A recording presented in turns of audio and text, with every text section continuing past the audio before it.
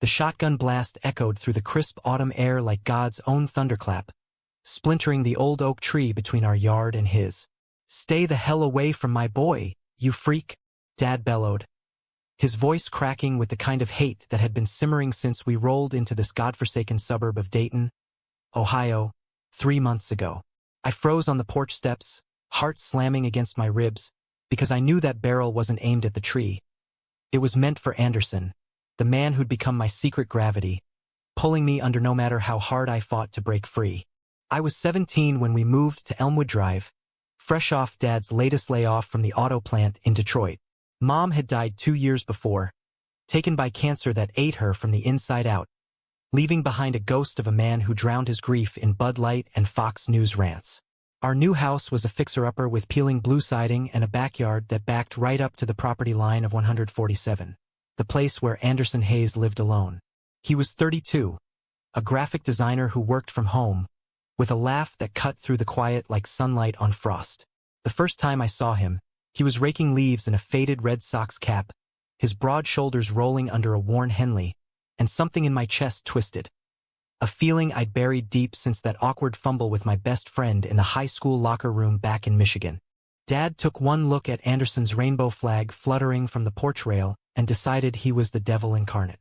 "Commie queer next door," he'd mutter over dinner, stabbing his fork into overcooked meatloaf like it had personally offended him. "Ruinin' the neighborhood. Mark my words, Gabby, he'll corrupt you faster than a union strike." He called me Gabby back then, a nickname that stuck like tar from when I was a kid chasing fireflies with Mom. But after her funeral, it turned sharp, a reminder that I was still his little boy, fragile and in need of saving from the world. Couldn't help it. Anderson's house backed onto ours, separated only by that ancient oak, its branches weaving a natural bridge between worlds. One Saturday morning, while Dad snored off a hangover in his recliner, I hopped the low fence to retrieve the frisbee I chucked too far during a solo toss. Anderson was out back, tending a small herb garden, his hands dirty with soil, sleeves rolled up to reveal forearms etched with faint tattoos. Quotes from Whitman, I later learned. "Lost something?" he asked, glancing up with eyes the color of storm clouds, a half-smile tugging at his beard. "Yeah, a frisbee. Sorry for trespassing." My voice cracked like dry leaves, and I felt heat crawl up my neck. He straightened, wiping his palms on his jeans. "No sweat. Name's Anderson. You must be the new kid next door, the one with the old man who glares like he's plotting a coup." I laughed, surprising myself. "Gabriel. And yeah, that's Dad. He's adjusting." From there, it was stolen moments. I'd sneak over after school, pretending to study the tree's bark for a biology project, and he'd invite me in for iced tea on his wraparound porch. His place smelled like fresh coffee and printer ink, walls lined with sketches of cityscapes, New York, Chicago, places I'd only seen in movies. Anderson had grown up in Boston, bounced around foster homes after his parents bailed when he came out at 15. "Love's not a choice, kid," he'd say, leaning back in his Adirondack chair, feet propped on the railing. "It's like breathing. You fight it, you just end up blue in the face." I told him about Mom, how she'd read me poetry under the covers during thunderstorms, her voice a lighthouse in the dark, about Dad's rages, the way he'd smash plates after a bad shift, blaming the libs for everything from gas prices to his empty wallet. Anderson listened, really listened, his gaze steady without pity. "Sounds like he's scared, Gabriel. Scared of losing you the way he lost her." One evening, as fireflies blinked to life in the yard, he reached across the space between us and squeezed my hand. Just once, firm and warm. My pulse thrummed like a bass line in my ears, and I didn't pull away. By winter, the oak stood bare, its branches like skeletal fingers clawing at the sky. Dad's disdain festered. He'd rev the truck engine every morning just to drown out Anderson's NPR podcasts drifting over the fence.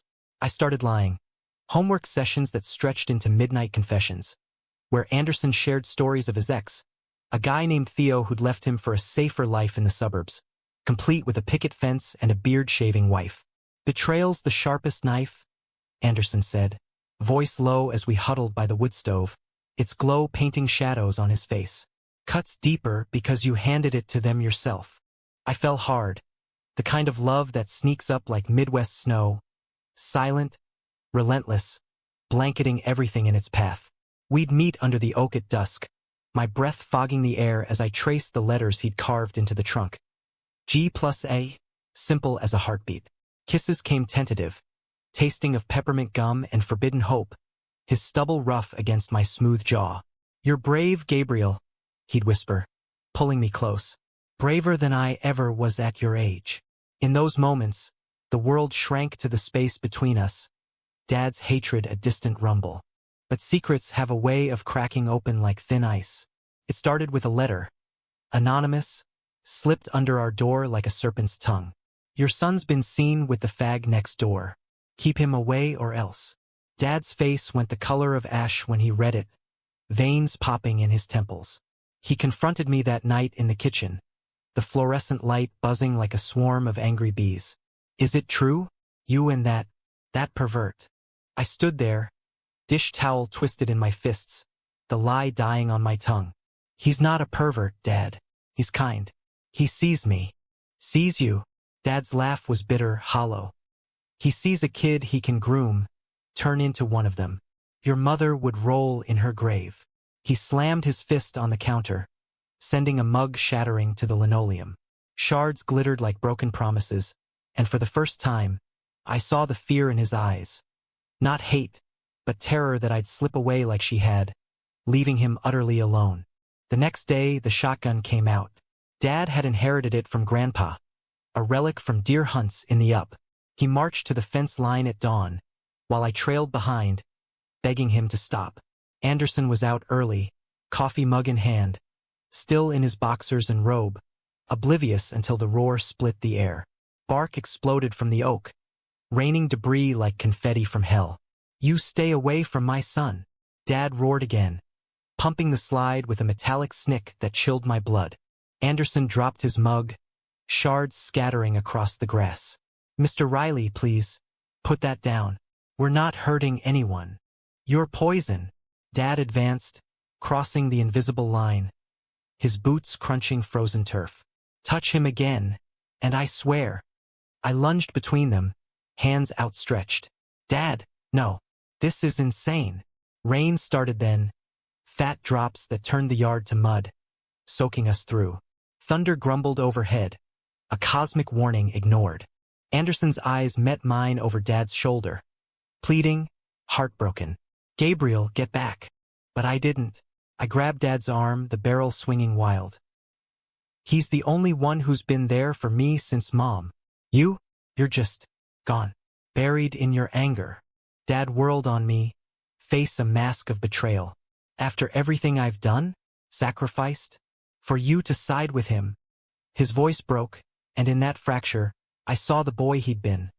Abandoned by his own father after a mill accident, left to raise Mom alone. The shotgun sagged, rain streaking his cheeks like tears he wouldn't shed. The cops came, sirens wailing through the neighborhood like a dirge.